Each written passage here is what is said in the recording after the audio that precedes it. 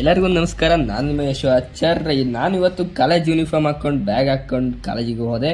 ಕಾರಣ ಎಕ್ಸಾಮ್ ಇತ್ತು. ಹಂಗೆ ಬಸ್ ಸ್ಟ್ಯಾಂಡಲ್ಲಿ ಹೋಗಿ ಮದನ್ಗೆ ಸ್ವಲ್ಪ ಕ್ವಾಟ್ಲೆ ಕೊಡ್ತಾ ಇದ್ದು. ಇವತ್ತು ಯಾವ ಎಕ್ಸಾಮು ಅದಕ್ಕೆ ಕೇಳ್ತಾ ಇದ್ದು.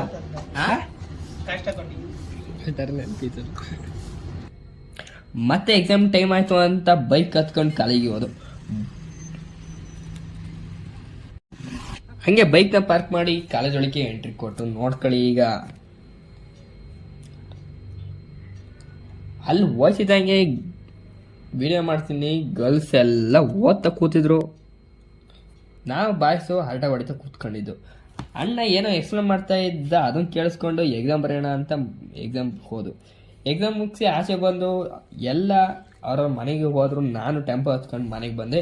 ಇವತ್ತಿನ ಬ್ಲಾಗ್ಸ್ ಇಷ್ಟ ಆದರೆ ಲೈಕ್ ಮಾಡಿ, ಶೇರ್ ಮಾಡಿ, ಕಮೆಂಟ್ ಮಾಡಿ, ಮತ್ತೆ ಫಾಲೋ ಮಾಡಿ.